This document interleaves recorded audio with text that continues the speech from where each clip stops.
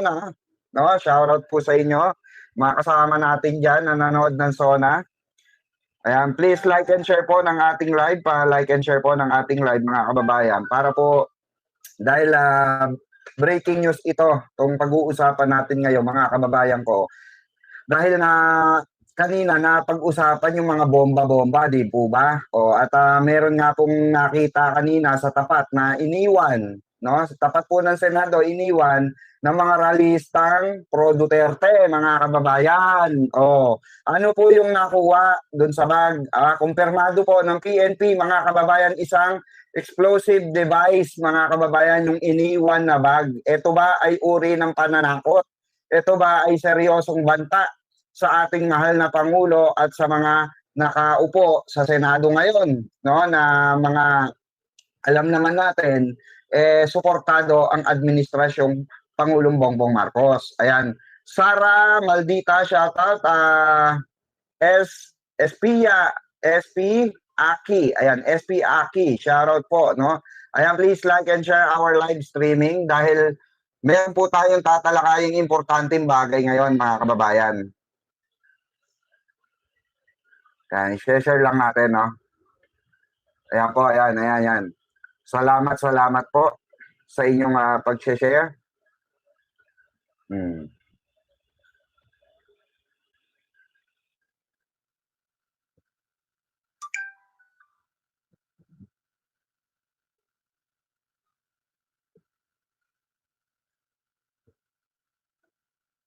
Ayan, shoutout pala kay Sir Peter, no, na always nanonood sa atin. Sir Peter, shoutout po sa inyo.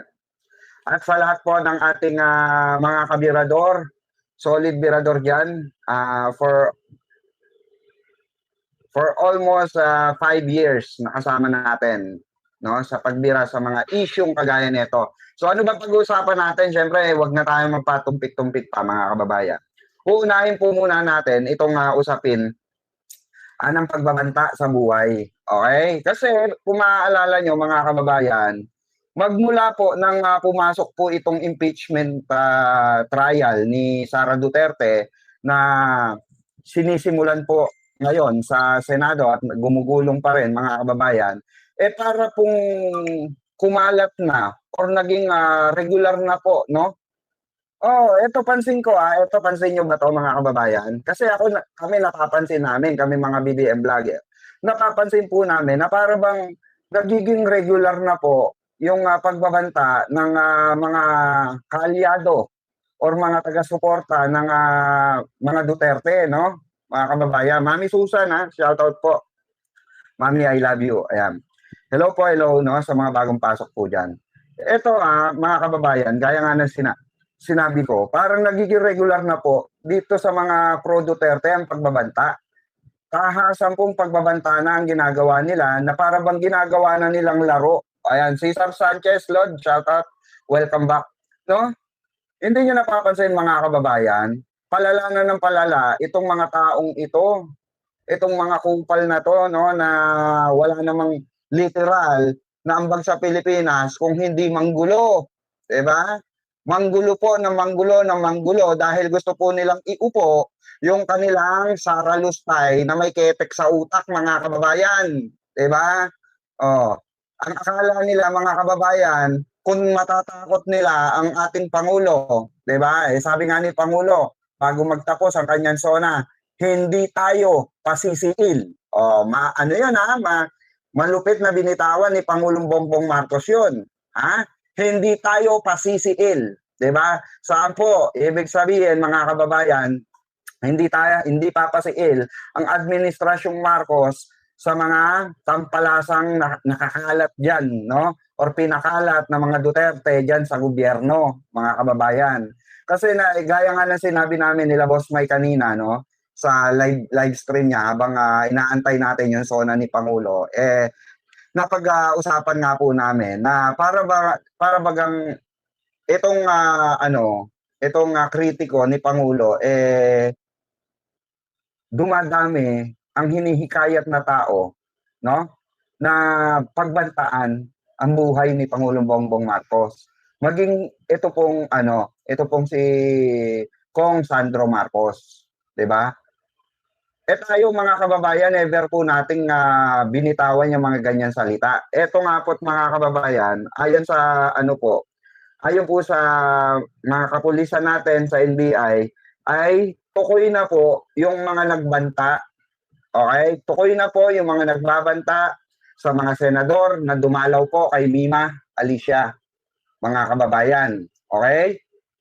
At yung mga nagbanta kay Senator Risa ay isa-isa na po silang natutukoy ng NBI po ngayon, mga kababayan. Breaking news po yan kasi bakit po kailangan na arestuhin ito? Ito po hindi usapin ng biro. At ang isa pong pagbabanta sa buhay ng isang tao, tandaan nyo po, isa po yung krimen, mga kababayan ko. Diba, mga DDS? Isang krimen yung ginagawa nyong akala nyo biro, akala nyo makakapag-trending sa inyong mga Facebook account. So, eto nga, mga kababayan, no, ipapakita ko po sa inyo kung saan, trace na po itong tao na ito. Dahil ito po, ay personal na kinuha po ng NBI ito, personal po na kinuha ng NBI kahapon lamang, kahapon. Oo. 'Di ba? Yan. Mungkatin nyo mga kababayan, Oh. Ito po mga kababayan, ipapakita ko sa inyo, Ito po, ayan. Ito po. Baka nakikilala nyo to, okay kung taga saan ito, ayaw mag-ano. Ayan po, mga kababayan, Yan pong tao na yan, na nagbanta sa buhay ni Pangulo at ni Kong Sandro Marcos ay isa pong taga, saan po? Mindanao, mga kababayan. Okay? Si Jay Argente Postre. Ito po yung pangalan niya. Babasahin po natin yung post niya kahapon, no? Kahapon lang, 2 days ago. Sabi niya, Bongbong Marcos, isang bala ka lang. Naku po, napakatinding nun, no? Ang malala nito, mga kababayan, may mukha pa po. No? May mukha pa po. Kaya madaling natukoy ng NBI ito, mga kababayan. Ang sumunod niya po, after, couple days, no? Kahapon lamang po. BBM, susunod ka na kay Mima Alicia. Malinaw po yan, mga kababayan. Malinaw po yan. Na yan po ay kanyang sinabi. Tapos nag-post pa po siya. Okay? After 30 minutes niyang pinost yung kay Pangulong Bongbong Marcos, na susunod na raw si Pangulo kay Mima Alicia, nag-post naman po siya after 30 minutes. Ang sabi niya rito, ayan, isunod dapat kay Mima Alicia si Sandro Marcos. Ayan po, Yan po. Wait lang. Yan, malinaw, Yan po, mga kababayan, Etong mga ganitong klase ng threat or kung ano man ang threat mo diyan, kayo may paglalagyan iho. Kayo pong mga DDS diyan, at ang balita nga natin yung isa sa nagbanta kay kay Ballpoint Man, no, ay nag-deactivate na po ng kanyang Facebook account dahil plano po namin, no, na ipa-deport ito, i-report sa kanyang amo, sa kanyang company sa Saudi Arabia, no, sa Middle East. Okay, salamat po sa mga bagong subscriber natin, salamat po. Eto po, ayan, admin na BNB, ayan, Joby, shoutout po sa inyo. Ayon po sa aming mga kaibigan, kailangan na pong tuldukan itong mga ganitong klase. Kailangan po may masampulan talaga ang NBI regarding on this matter. Diba? Kayo ba, agree ba kayo na kayo, yung buhay nyo, gagawing katatawanan at babantaan ng kung sino-sinong Poncio Pilato dyan? Syempre, hindi naman, di ba? Kagaya natin, example, tayo, magbanta kung kaninong Poncio Pilato sa mga viewers natin. Kayo ba'y papayag na bantaan ko? Di ba? Syempre, hindi. Kayo'y gagawa ng aksyon at yan ay seseryosohin nyo. Ganito nga po ang sistema, mga kababayan. Kamakailan, di ba, naiulat namin, no, na si Ballpoint Man po, no, after ng pagkawala ni Mima Alicia 2 days before, ay may naikot na po kay Ballpoint Man doon na isang tao lamang na naka-helmet. Ang sabi ko nga mga kababayan, sigurado yan, kinukumpirma na yan na ikaw ay diyan nakatira kung ikaw ay si Ballpoint Man.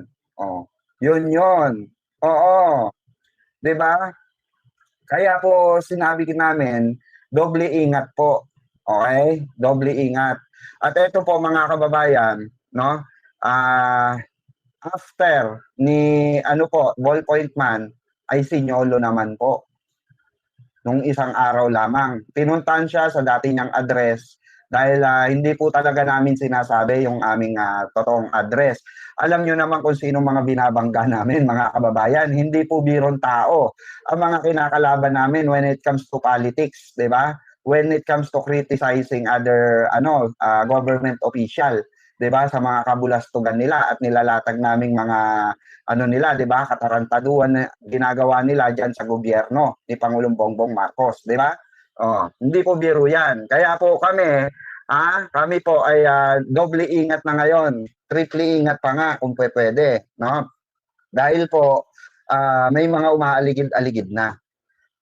Dito naman po sa amin bago ka po makapasok sa condo, sabi ko nga 'di ba? Kailangan mong tumawid. Kung hindi ka dadaan sa mga gwardiya sa baba sa reception ng aming condo, hindi ka makakapasok. No? At ikaw ay makukulong agad dito if ever na may marinig na putok dito, no? So wala kang kawala dito. Oo. Makadali man sila sa akin dito, makakalaban ako. 'Di ba? Makakalaban po ako. Kasi bago nila mabuksan yung pinto, makikita ko na. Makikita ko na agad sa CCTV kung sino sila. Ganun lang kasimple yun. Ang tanging chance na lang nila makuha yung aking plate number. Yun na lang yun. No? Makuha ang aking plate number. Pero, wise to toits.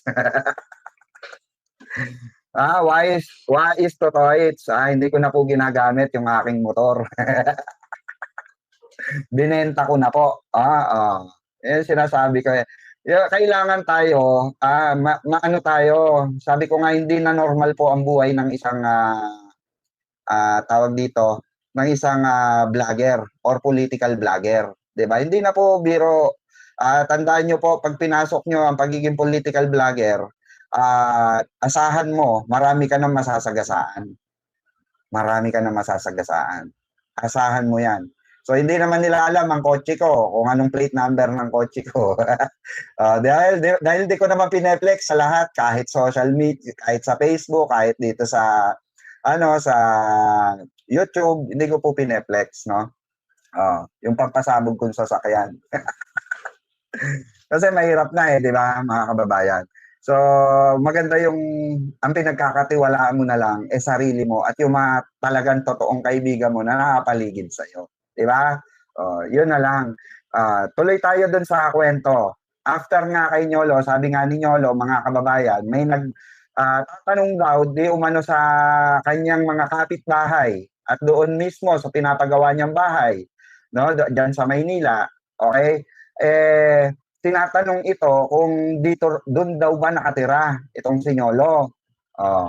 Syempre po sinabi nung napagtanungan, hindi po doon at parang asset nga yung pinadala ron, mga kababayan, 'di ba? Nakita nyo naman sa picture, kinuhanan pa ng picture, 'di ba? Kinuhanan pa po ng picture, 'yan yung pinadala ron, parang asset, no? Parang hindi mapaghalataan, 'di ba? Hindi po mahalata, 'di ba? Ganun talaga ang mga minsan diyan may mga pa diyan, papanggap pa diyan ng mga ahente ng PLDT, ahente ng mga kung ano-ano. Basta pag may gustong gawin sa'yo ang isang tao or isang grupo or isang organisasyon, gagawa ng paraan yan para ikaw ay matumba. Pag gusto kang tsugiin ng mga taong yan, gagawa ng paraan yan. Wala pong pinagkaiba yan sa mga magnanakaw. Ang mga magnanakaw, pag gusto niyang nakawang ka, gusto niyang magnakaw, no, garantisado gagawa po ng paraan niya mga yan para manakawang kayo. Kahit lock na lock pa ang buong bahay niyo, gagawa ng paraan niya, mapasok lang yan. No, ganyan din po yung mga banta sa amin. At ito nga po, napagdesisyon na namin mga kababayan na nag-meeting kami sa amin GC at makikipag-meeting po kami no, sa sangay ng NBI, okay, sa main at sa ano po, Camp Crame, okay, at ilalatag na po namin doon yung mga tao na nagbanta sa amin. At iisa-isahin po naming haharapin itong mga taong ito. Pag ito po ay nadampot at nahuli, oo, haharapin po namin at nako baka ay nako po Diyos mio Cartemar, patawarin ako ng Diyos pero baka kung anong magawa ko pagka nakita ko na tong mga tao na ito, no, dahil ang tatapang po sa social media mga kababayan, ang tatapang, no, parang pero yung mga itsura naman mga kababayan, di ba, talagang mukhang tirador ng ano no, mukhang tirador ng mga 13 years old kagaya ni Jay Guevara, no. Mukhang tirador talaga ng mga ng mga rayo sa kanang spark plug sa ilalim ng Quiapo, no? Oo, kagaya ni Dada, 'di ba? Ganun yung mga itsura ng mga DDS talaga Matitindi, pambaragan talaga, pang suicidal ba? Yung mga tipong tira bahala na, patay patay. Kaya mga itsura tayo mga kababayan, di naman sa pagmamayabang, meron pa tayong pangarap sa buhay at di hamak naman na may future pa tayo, no? Oo. Lalo na mag-i-invest pa ako kay Boss Mike.